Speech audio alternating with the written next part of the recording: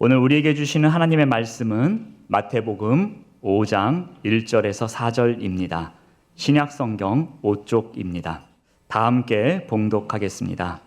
예수께서 무리를 보시고 산에 올라가 앉으시니 제자들이 나아온지라. 입을 열어 가르쳐 이르시되 심령이 가난한 자는 복이 있나니 천국이 그들의 것임이요 애통하는 자는 복이 있나니 그들이 위로를 받을 것임이요. 여러분 혹시 소확행이라는 말 요즘 들어보셨지요? 예? 소소하지만 확실한 행복이라는 뜻입니다.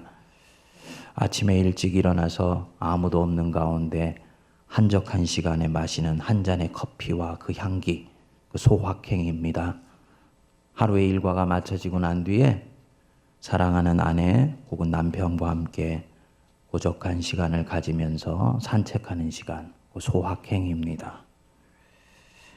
행복을 멀리서 찾지 말고 가장 작은 데서 행복을 누리라는 취지에서 나온 말입니다. 그러나 이런 작은 행복감들이 우리에게 일시에 행복한 느낌을 가져다 줄 수는 있을지 모르지만 우리로 하여금 행복한 삶을 살아가는 사람으로 만들어주지는 못합니다. 행복은 잠깐의 느낌으로 유지되는 것이 아니고 나의 삶을 돌아보니 정말 감사하다. 나는 만족해.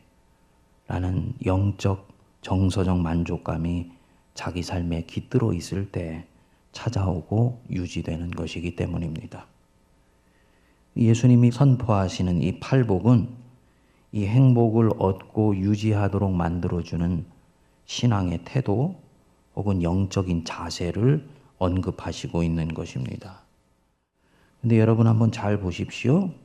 예수님께서 그리스도인이 행복한 삶을 살도록 만들어주는 것이라고 얘기하시는 이 삶의 자세 8가지가 있는데 그 8가지 중에 단 한 가지도 현대인들이 소위 행복의 조건으로 꼽는 것은 없습니다.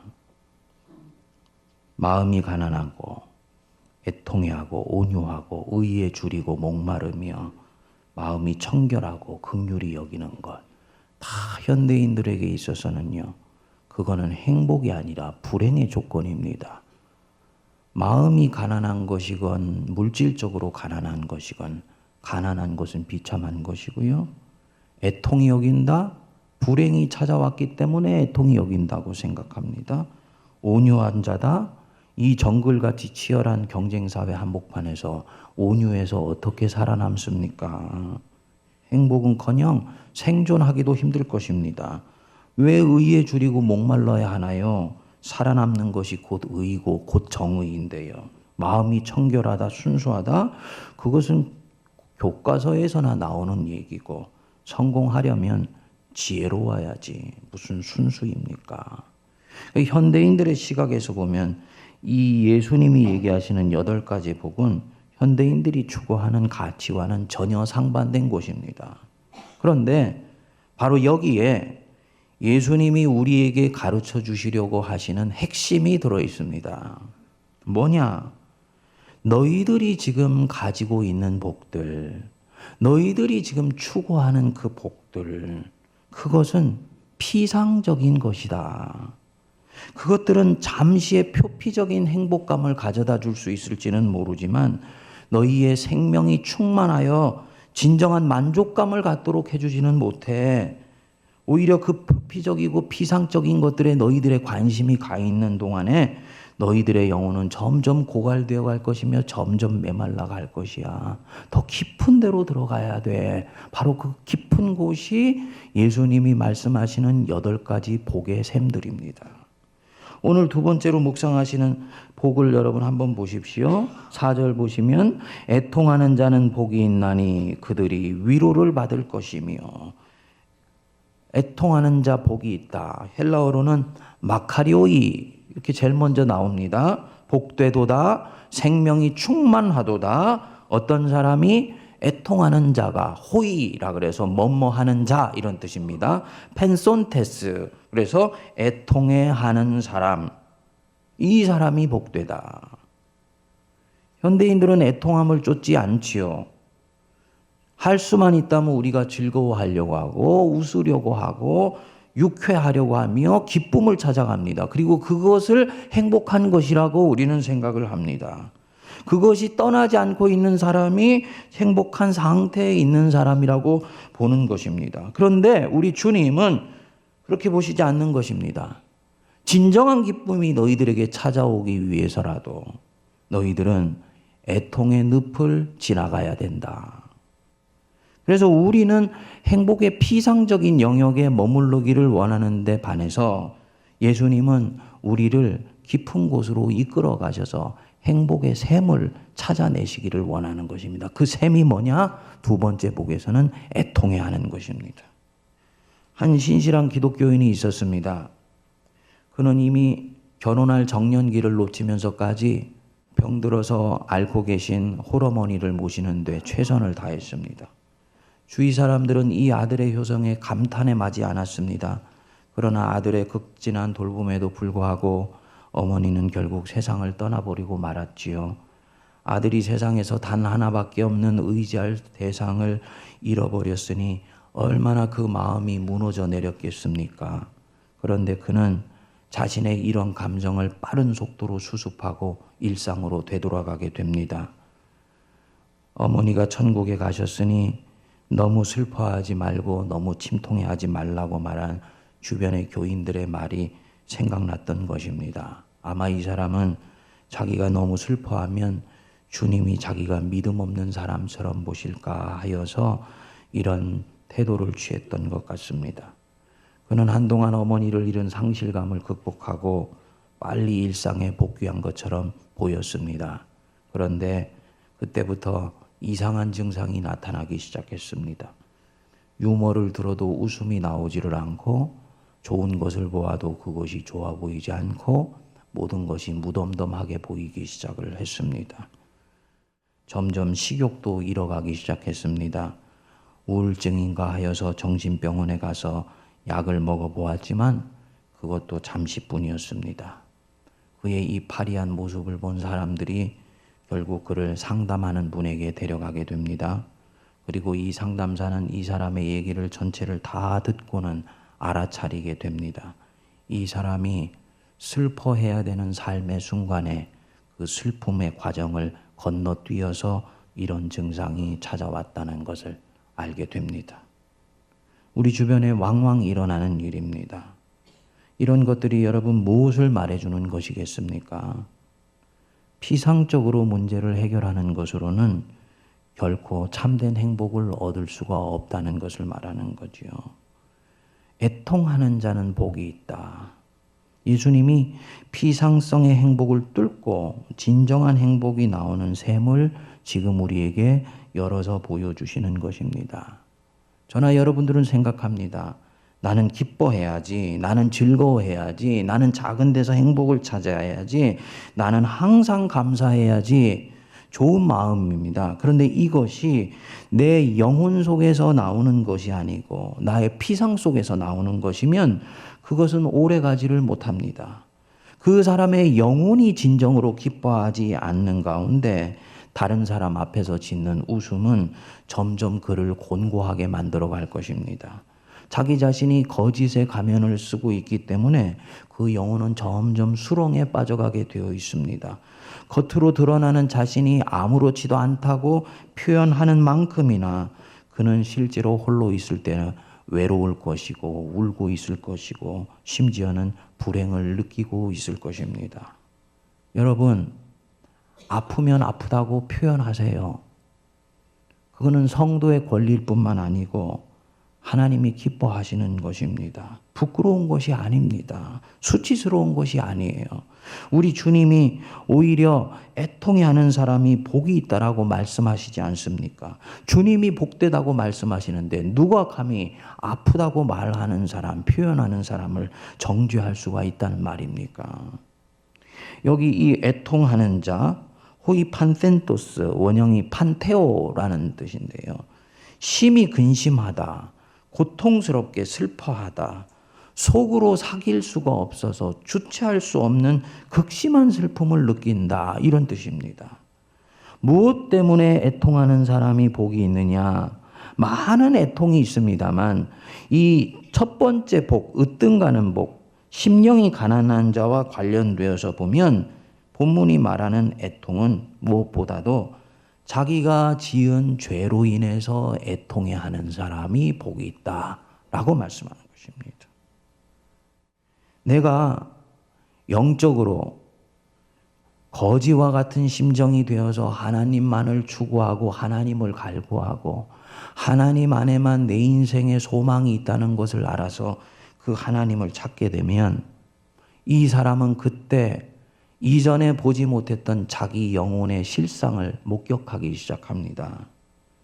정직한 영혼이 갖는 축복 중에 하나가 자기의 실상을 보는 축복이에요. 이것은 하나님의 은혜가 내게 비춰지시면서 나타나는 현상입니다. 은혜로부터 멀리 떨어져 있을 때는 마음의 어두컴컴한 방에 어둠이 짙어 있기 때문에 내 속이 보이지 않아요. 그런데 하나님의 은혜로 가까이 가면 갈수록 그 은혜의 빛이 나 자신 속에 있는 것을 밝히 보여주게 됩니다. 그러면서 이 사람이 자기 자신에게 깜짝 놀라게 됩니다. 내 안에 이런 것들이 있었다는 말인가? 나는 여태까지 내가 잘나고 똑똑하고 사회에서 성취한 것들이 많고 무척 경건한 사람으로 살아가고 있다고 생각을 했었습니다. 그런데 그것이 하나님의 은혜 앞에서 보면은 사실은 주님이 내게 주신 선물이었을 뿐 그것은 내가 자랑할 만한 것이 못 되었다라는 것을 알게 되는 거예요. 그리고 이때까지 자랑할 것이 아닌데 자랑해왔던 자기 자신에 대해서 부끄러운 마음이 찾아오게 됩니다. 벌거벗은 것과 상처난 것을 이 사람이 이제 보기 시작한 것입니다. 여러분, 내가 공로의식을 갖고 있거나 내가 직분의식에 갇혀 있으면 이런 내 자신의 영혼의 실상을 보지 못합니다. 나는 목사다, 나는 장로다, 나는 안수집사다, 권사다, 이런 직분의식에 매여 있는 사람은 자기 영혼의 진실에 직면하지를 못합니다. 은혜가 비껴 지나가게 돼요. 이런 것 주님 앞에 다 내려놓고 하나님을 향해 간절한 심령으로 거지와 같은 주님만이 나를 살릴 수 있다라는 그 마음으로 갔을 때 이 사람의 마음에 천국이 임하게 되면서 자신이 하나님의 은총 아래서 살아가고 있다라는 것을 알게 되지요. 바로 그때 이 사람은 자기 영혼의 부끄러운 실상을 목격하게 되는 것입니다. 베드로가 예수님을 진정으로 주님으로 만나고 난 뒤에 제일 먼저 알게 된 자신의 모습이 무엇이었습니까? 주님이 나를 수제자로 부르셨네? 이런 마음이 아니었잖아요. 주여 나를 떠나소서 나는 무엇이니이다? 죄인이로소이다. 남들이 서로가 서로에게 그냥 죄인이라고 하니까 죄인이라고 고백하는 것이 아니에요. 은혜 가까이로 가면 갈수록 그분의 아름다우심과 오묘하심과 전능하심과 나를 품어주시는 그 사랑에 비하면 남 너무너무나 부족하고 너무너무나 연약하고 너무나 죄악된 사람으로 살았다라는 것들이 드러나게 돼요. 이게 정상적인 신앙입니다. 그래서 은혜는 나로 하여금 기뻐 날뛰며 감격하기 이전에 아파하게 하고 자신에 대해서 속상하게 만들고 무엇보다도 자기의 죄와 허물에 대해서 애통하게 만들어줘요. 주님을 제대로 만나면 이 거룩한 죄의식이 찾아오는 것이 당연한 것입니다. 자기에게 베풀어 주신 사랑에 비해서 자기가 얼마나 교만했는지 알게 됩니다. 내가 그동안 얼마나 위선자였는지 알게 되고요. 얼마나 자신과 하나님께 정직하지 못한 가운데 믿음 생활을 했는지를 보게 만들어줍니다. 표면적으로는 말하지 않았지만 내 속에 다스려지지 않는 이 욕망이 얼마나 나를 그릇된 곳으로 몰고 가고 있었는데 나는 그것을 교묘하게 은폐하면서 살아가고 있었는지 자신을 철저히 발견하게 됩니다. 옛날 시골집에 여러분 보름씩 장마가 지나가고 나면은 이 거적, 이 가마니가 깔려 있지 않습니까? 가마니가 축축히 젖어 있지요. 근데 그것을 휙 젖히면은 그 보름 동안에 햇빛에 숨어 있는 온갖 종류의 진해, 그리마, 벌레들이 가득해 있는 걸 보게 되잖아요. 그것이 그동안에는 몰랐는데 햇살이 비춰지면서 내 눈에 똑똑한 현실로 목격하게 되는 거예요. 그게 바로 은혜 앞에 갔을 때 우리 안에 있는 내면의 현상들을 우리가 들여다보게 되는 것과 마찬가지입니다. 고개를 절레절레 흔들게 되지요. 내 안에 이런 것들이 있었던가라고 생각하면서 자기 자신이 부끄러운 마음을 갖게 됩니다. 무엇보다도 하나님이 나를 사랑하시는데 하는 마음에 애통해하고 속상해하는 마음이 찾아옵니다. 이게 정상적인 신앙이고 이제 본격적으로 이 사람이 은혜 안에서 받는 진정한 기쁨을 누리는 그 직전까지 가 있는 것입니다. 그리고 이 영적인 자신의 실상에 대한 진정한 알매에서 탄식이 찾아오죠. 그리고 그가 진정으로 정직하다면 그는 아마도 자기 자신에 대해서는 절망하기 시작할 것입니다. 이런 사람, 망한 사람이 아니고 비로소 살아나기 시작한 사람입니다. 그 생명이 충만하게 나아갈 복이 있는 사람이에요. 우리 예수님께서 이 베드로에게 말씀하셨지 않습니까? 뭐라고 위로하셨나요? 괜찮다. 너는 이제 사람 낚는 어부가 될 것이야. 자기 자신이 스스로에게 절망해서 진정으로 죄인이라는 것을 깨달아 알게 된 것 때문에 이 사람은 이제 그리스도께로 나가게 될 것이고요. 그리스도께서 그에게 참된 위로를 주시게 될 것이기 때문에 이 사람이 복이 있는 사람이 됩니다. 주님은 자기 안에 있는 죄와 악, 자기 허위와 거짓됨 때문에 절망하는 사람 기뻐하시고 그를 위로해 주시기 시작하십니다. 지금 제가 여러분들에게 말씀드린 것은 예수님이 믿지 않는 사람이 자기 죄를 깨달아서 회심하는 과정을 말하는 것으로 보시면 안 됩니다. 그것은 애통의 복을 철저히 잘못 읽고 있는 것입니다. 죄에 대해서 애통해하는 마음은 한 사람의 그리스도인이 삶의 전 과정 속에서 반복해서 겪는 것이고 반복해서 일어나는 일이에요. 또 일어나야 하는 일입니다. 하나님과 가까이 가 있는 사람일수록 자기 죄에 대해서 민감해지게 됩니다. 하나님과 별로 상관없이 살 때에는 자기 안에 있는 양심이 제대로 작동하지를 않습니다.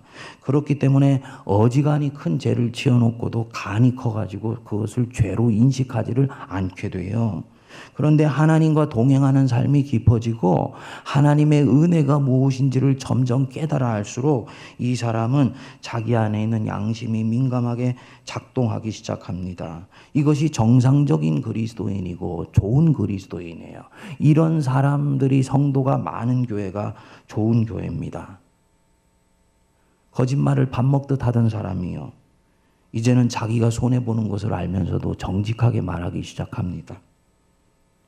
성실한 물질 생활을 하기 시작하고요. 상황을 자기가 원하는 대로 통제하지 않으면 견딜 수 없었던 사람이 그래서 술을 쓰던 사람이었는데 이제는 그렇게 하는 것을 조금씩 주저하게 되고 상황을 진정성 있게 하나님께 맡기는 법을 배워가려고 애를 쓰기 시작을 합니다.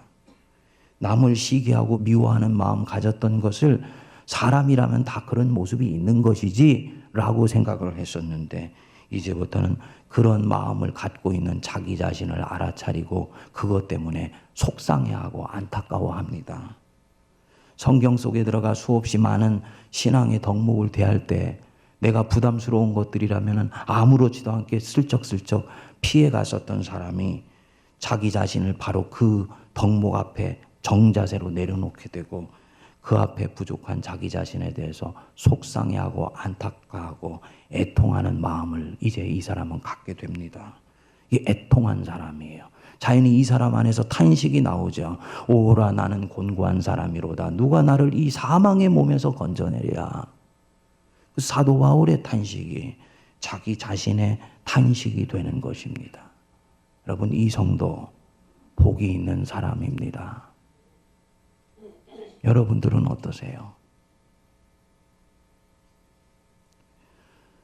저는 현대 교인들이 구원의 참 기쁨을 누리지 못하는 가운데 사는 경우들이 대단히 많다고 봅니다.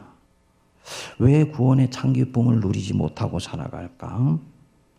자기가 갖고 있는 죄에 대한 애통함의 복을 잃어버렸기 때문에 그 애통함 속에서 만지시고 위로하시고 나를 회복해 주시는 하나님의 능력을 맛보지 못하니 구원의 참 기쁨도 없는 것입니다. 현대 교인들은 자기 자신 안에 있는 죄에 대해서 아파하지를 않습니다. 그래서 성도들이 아무렇지도 않게 죄를 지으면서도 그것에 대해서 내가 죄를 짓고 있다는 인식을 하지를 않아요. 그리스도의 교회가 세상을 향해서 쓰임받게 해달라고는 기도하는데, 여러분, 진정한 2000년 동안의 영적 부흥은 부흥되겠다고 입술을 깨물어서 된 적이 단 한 번도 없습니다. 성도가요, 묵묵하게 신실한 현존감으로 자기 자신에 대해서 애통해하며 세상이 추구하는 그 행복과는 다른 8가지의 복을 진지하게 추구하는 것을 봤을 때 세상 사람들이 이 그리스도인들 안에 자기들이 보지 못했던 전혀 새로운 은혜의 현실이 있다는 것을 보고 마치 자석에 철이 딸려오듯이 교회로 딸려오고 하나님의 존재 앞으로 딸려오면서 부흥이 일어났던 것입니다. 오늘날 교회 안에 이런 모습이 보이지 않는 것입니다. 이유가 크게 2가지가 있습니다. 첫 번째로는 병든 용서의 교리 때문입니다. 병든 용서의 교리. 입으로 용서를 구하면 되었다고 생각할 뿐 내 안에 있어야 되는 은혜의 의식은 없어지고 이미 사라져버렸어야 되는 온갖 공로의식과 죄와 악에 가득 차 있다는 것을 보면서 아파하고 비통해하는 것들이 없어졌어요.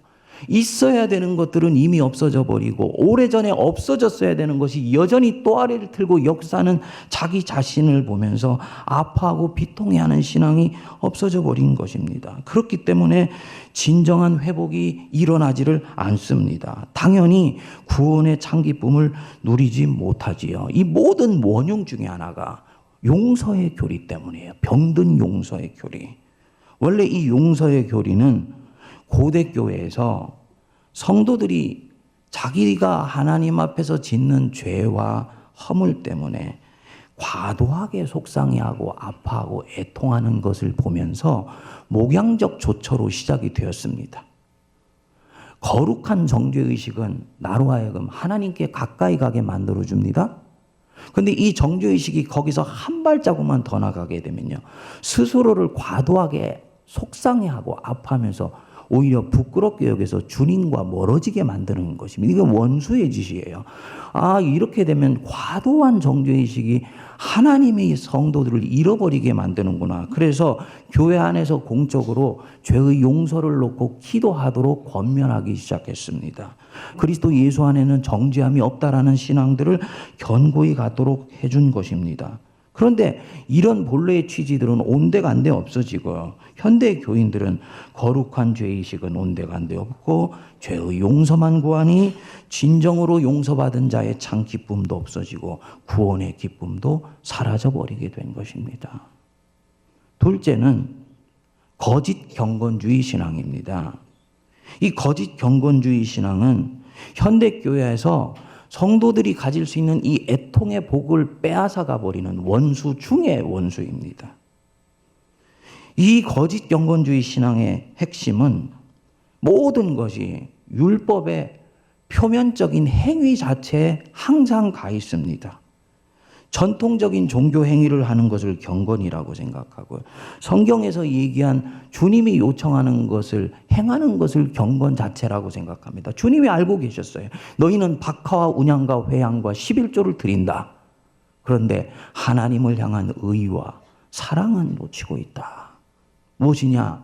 속사람 속에 일어나고 있는 심령의 미묘한 파장에 관심을 갖지를 않더라는 것입니다. 왜? 내가 그 행위한 것으로 충분히 주님 앞에 경건하다고 생각했던 것입니다. 당연히 자기 속을 들여다보려고 하지를 않아요. 내면을 성찰하려고 하지를 않습니다. 작은 마음의 죄악을 살펴 회개하는 데까지는 절대로 갈 수가 없습니다. 근데 이것은 무엇이냐 여러분? 표면적 유대인이지 참된 유대인이 아니라고 바울이 일갈한 부분입니다. 진정한 할례는 마음에 하는 것이다 그랬죠. 마음에 칼을 대어 자기 자신 속에 있는 죄를 도려내는 아픔을 거룩한 성도는 기꺼이 감행한다는 것입니다. 그래서 사도 바울이 말씀했지요. 무릇 표면적 유대인이 유대인이 아니며 표면적 육신의 할례가 할례가 아니나 오직 이면적 유대인이 유대인이며 할례는 무엇에 할지니 네 마음에 할지니. 왜냐? 할례는 영에 있고 율법 조문에 있지 아니한 것이라. 그 칭찬이 사람에게 보이는 사람에게 있는 것이 아니고 만군의 여호와 하나님 그분께 있는 것이다. 내가 하는 종교 행위를 가지고 스스로 자랑거리를 삼는 것, 그분은 애통의 복을 지금 앗아가는 원수에게 속고 있는 것입니다. 저와 여러분들이 이 가짜 경건주의에 빠지면 어떤 일들이 공동체에서 일어나느냐. 다른 사람의 죄에 대해서는 대단히 민감한데 자기 자신이 짓고 있는 죄와 허물에 대해서는 대단히 둔감해지게 됩니다. 참된 경건한 신앙을 가지면 반대의 현상이 일어납니다. 다른 사람에 대해서는 너무너무나 너그러워지게 됩니다. 자기가 짓는 크고 작은 죄에 대해서는 목숨을 걸고 투쟁하려고 하는 그런 거룩한 영적 전사가 됩니다. 주님께 애통해하는 마음을 갖게 돼요. 벌 받을까 봐 두려워하지 않고 벌 받을까 봐 애통해하는 것이 아니고요. 나를 이토록 사랑하셔서 자기 아들까지 내어주신 그 하나님 마음 아프게 하고 그것에 순종하신 성자 예수님 속상하게 하는 것 때문에 내가 아파하고 죄송해하고 비통하는 것입니다. 이 사람이 복이 있는 사람입니다. 사랑하는 여러분, 이 사순절 기간에 자기가 짓고 있는 크고 작은 죄악과 허물을 들여다보게 해주시는 은혜가 저와 여러분들에게 임하게 되기를 바랍니다. 아무렇지도 않게 생각하면서 자유의 이름으로 그저 스쳐 지나갔던 많은 부분들, 그것은 그냥 주님이 용서하시니까 된다고 생각하면서 바이패스 해왔던 나도 모르게 움직이고 있는 여러 가지 죄와 허물의 생각들과 생각의 습관들과 행위들과 내 입술의 모습들이 여러분들 안에 거울처럼 비춰지는 은혜가 임할 수 있게 되기를 바랍니다. 그분 한동안 아파할 거예요. 속상해할 거예요. 애통해할 거예요. 피통해할 것입니다. 그러나 바로 그것 때문에 이 사람은 자기 영혼과 자기 사이에 화해가 일어나게 되고 바로 그 속에서 회개의 영이 임하게 됐을 때 비로소 자기 인생이 회복되는 은혜가 역사되게 되면서 그 삶을 진정으로 평안 가운데서 수용하도록 만들어주게 될 것입니다. 누구도 줄 수 없는 참된 평안이 찾아오게 되죠. 예수님이 주시는 위로를 이 사람이 경험하게 되는 것입니다. 사랑하는 여러분, 꼭 기억하십시오. 자기 죄에 대해서 애통하는 사람에게 참된 기쁨이 찾아옵니다. 은혜는 나로 하여금 기뻐하게 하기 이전에 나로 하여금 속상하게 하고 애통하게 하고 내 자신에 대해서 절망하게 만들어 줍니다. 그 애통의 숲을 지나가고 난 뒤에 받는 진정한 은혜가 바로 나로 하여금 하늘이 주는 기쁨을 맛보게 만들어주고 나로 하여금 행복하다라고 주님 앞에 고백하게 만들어 줍니다.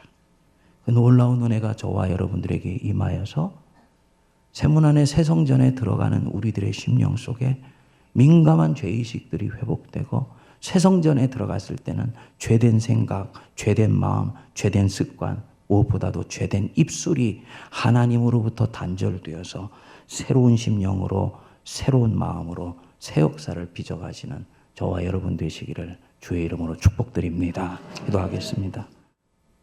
우리에게 가장 좋은 것을 주시기 위하여 우리를 아프시게 하시는 하나님 아버지, 우리에게 가장 놀라운 복을 주시게 하시기 위하여 한동안 우리 자신 속에 있는 죄와 허물의 실체 속으로 우리를 이끌어 가시는 우리 주 예수 그리스도시여, 하나님의 백성들, 세상으로부터 구별되어 부름받은 백성들, 세상이 우리 귀에 속삭여주는 행복의 조건들에 함몰되지 않게 하여 주시고 예수님이 우리에게 부어주시는 그 은혜의 샘물 속에서 힘을 얻어 진정한 행복을 누릴 수 있는 자들 되게 하여 주옵소서.